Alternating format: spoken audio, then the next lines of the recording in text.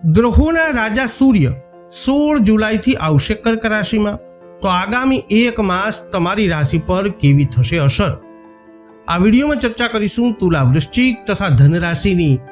તો નમસ્કાર મિત્રો, અંબા એસ્ટ્રોલોજી ગુજરાતી ચેનલમાં આપ બધાનું ખૂબ ખૂબ હાર્દિક સ્વાગત છે.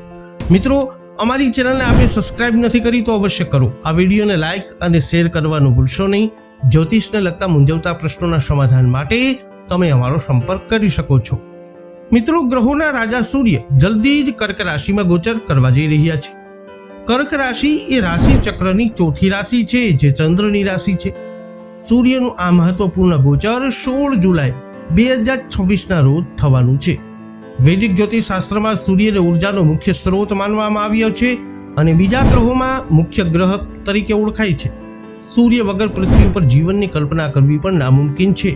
કર્ક રાશિ એ ચંદ્રની રાશિ છે, એટલે કે તે મિત્રની રાશિમાં પ્રવેશ કરશે. આ ગોચર દરમિયાન ગ્રહોના રાજા સૂર્ય ઘણા વ્યક્તિઓને લાભ આપવાની સ્થિતિમાં આવશે. તો આવો હવે વિગતે જાણીએ તમારી રાશિ પર સૂર્ય કર્ક રાશિ ગોચરનો કેવો થશે પ્રભાવ. આ વિડીયોમાં અંત સુધી જોડાયેલા રહેજો. સર્વપ્રથમ ચર્ચા કરી લઈએ જેમના નામના અક્ષરો હોય છે ર અને ત, તુલા રાશિની. તુલા રાશિના લોકો માટે સૂર્ય તમારી કુંડળીમાં લાભ ભાવના સ્વામી છે, એટલે કે 11મા ભાવના, અને હવે તમારા કર્મસ્થાન એટલે કે 10મા સ્થાનમાં ગોચર કરવાના છે. 10મું સ્થાન કર્મ સ્થાન છે. સૂર્યનું ગોચર પણ ખૂબ સારા પરિણામો લાવનારું આ સ્થાનેથી માનવામાં આવે છે. વધુમાં ગુરુ સાથેના જોડાણને કારણે, યુતિને કારણે સૂર્ય તમને વધુ સારા પરિણામો આપવાનો પ્રયત્ન કરશે. પરંતુ અહીં નબળાઈ એ છે કે તે કર્ક રાશિમાં હશે, તેથી પરિણામો તેના સ્તરથી થોડા નીચે આવી શકે છે, જેના માટે તે જવાબદાર છે, પરંતુ તે હજુ પણ મોટા ભાગે સારા રહેશે. સૂર્યનું આ ગોચર લાભના સ્થાન સાથે જોડાણ બનાવી રહ્યું છે, તેથી તમારા કાર્ય પૂર્ણ થશે જ, પરંતુ તમને સફળતાના ફળ પણ મળશે.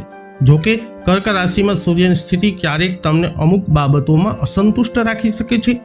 એકંદરે સારી સિદ્ધિઓની સંભાવના નિર્માણ થઈ રહી છે. જો તમે નોકરી કરતા હો તો ભવિષ્યમાં પ્રમોશન, એવી પરિસ્થિતિની શક્યતા છે જે પ્રમોશન તરફ દોરી શકે છે. વ્યવસાયમાં સફળતાની પણ શક્યતા છે. સૂર્યનો આ ગોચર સામાજિક પ્રતિષ્ઠા મેળવવામાં પણ સારી મદદ કરશે. આ ગોચર નવા પ્રોજેક્ટ શરૂ કરવા માટે પણ સારું માનવામાં આવે છે. ગુરુના માર્ગદર્શન હેઠળ તે પ્રોજેક્ટ લાંબા ગાળાના માનવામાં આવશે. આનો અર્થ એ છે કે આ સમયે શરૂ થયેલા કાર્ય કામચલાઉ નહીં હોય, પરંતુ તે સારું કાર્ય હશે જે લાંબા સમય સુધી ચાલશે. હવે વાત કરીએ જેમના નામના અક્ષરો હોય છે ન અને ય, વૃશ્ચિક રાશિની. વૃશ્ચિક રાશિના લોકો માટે તમારી કુંડળીમાં કર્મસ્થાનના સ્વામી સૂર્ય ભાગ્યસ્થાન એટલે કે 9મા સ્થાનમાં ગોચર કરવાના છે. જ્યારે ભાગ્યસ્થાનમાં સૂર્યનું ગોચર શુભ માનવામાં આવતું નથી, ત્યારે કર્મસ્થાનના સ્વામીનું ભાગ્યસ્થાન સાથે જોડાણ કેટલાક કિસ્સાઓમાં સકારાત્મક પરિણામો આપી શકે છે. તેથી સૂર્યનું આ ગોચર મિશ્ર પરિણામો તમારા માટે લાવશે. આ ગોચર વ્યાવસાયિક યાત્રા માટે ખાસ કરીને મદદરૂપ સાબિત થઈ શકે છે. મુસાફરી સામાન્ય રીતે સફળતા લાવશે. જો તમે નોકરી કરતા વ્યક્તિ છો અને તમારી નોકરી બદલવાનું વિચારી રહ્યા છો, તો આ ગોચર તમને તે પરિવર્તનમાં મદદ કરી શકે છે. પરંતુ ભાગ્યસ્થાનમાં સૂર્યનું ગોચર સામાન્ય રીતે સારું માનવામાં આવતું નથી, તેથી તમારે તમારી નોકરી અંગે કોઈ પણ પ્રકારનું જોખમ ન લેવું જોઈએ. તમારે કોઈ પણ ધાર્મિક વ્યક્તિ સાથે દલીલ પણ ન કરવી જોઈએ. તમારે ધર્મ કે શ્રદ્ધા પર કોઈ વિવાદાસ્પદ ટિપ્પણી પણ ન કરવી જોઈએ. જો તમને કોઈ બાબતમાં કોઈ સમસ્યા દેખાય અથવા તમે પોતાને ક્યાંક અટવાયેલા અનુભવો છો, તો ચોક્કસપણે તમારા વરિષ્ઠોની અવશ્ય સલાહ લો. ખાસ કરીને તમારા પિતાની સલાહ આ સમયગાળા દરમિયાન તમને ફાયદો કરાવી શકે છે અને તમે તમારી જાતને નુકસાનથી બચાવી શકશો. હવે વાત કરીએ જેમના નામના અક્ષરો હોય છે ભ, ધ, ફ, ઢ, ધન રાશિની. ધનુ રાશિના જાતકો માટે સૂર્ય ભાગ્ય ભાવ એટલે કે 9મા ભાવના સ્વામી છે અને હવે તમારા 8મા ભાવમાંથી ગોચર કરશે. 8મા ભાવમાં સૂર્યનું ગોચર અશુભ માનવામાં આવે છે. વધુમાં ભાગ્ય સ્વામીના 8મા ભાવમાં પ્રવેશ એક નબળો બિંદુ છે. તેથી આ ગોચર દરમિયાન સૂર્ય સંબંધિત પરિણામોમાં કેટલીક નબળાઈ જોવા મળી શકે છે.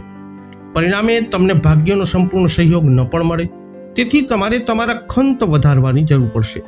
જો તમે નોકરી બદલવાનું વિચારી રહ્યા છો તો આ સારો સમય નથી. આ સમયગાળા દરમિયાન શાંત રહેવું શ્રેષ્ઠ છે. પૂર્વજોને મિલકત સાથે કોઈ પણ જોખમ લેવાનું ટાળવું. જો તમારે પિતાનું સ્વાસ્થ્ય પહેલેથી જ નબળું છે તો તો તેમને આ સમય દરમિયાન વધુ ધ્યાન આપવાની જરૂર પડશે. આ સમય દરમિયાન મુસાફરી કરવાનું ટાળવું પણ ફાયદાકારક છે. ખાસ કરીને બિનજરૂરી યાત્રા કરવાનું ટાળવું. મહત્વપૂર્ણ યાત્રાઓ સાવધાની સાથે પણ કરવી જોઈએ.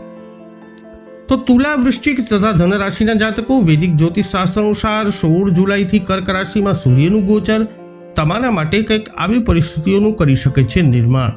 આ વિડીયો અંગેના તમારા અભિપ્રાય, તમારા મંતવ્ય કોમેન્ટમાં જણાવજો. વિડીયોને લાઇક કરજો, શેર કરજો. અમારી ચેનલને અવશ્ય સબસ્ક્રાઇબ કરી લેજો. ફરી મળીશું નવા વિડીયોમાં. જય અંબે.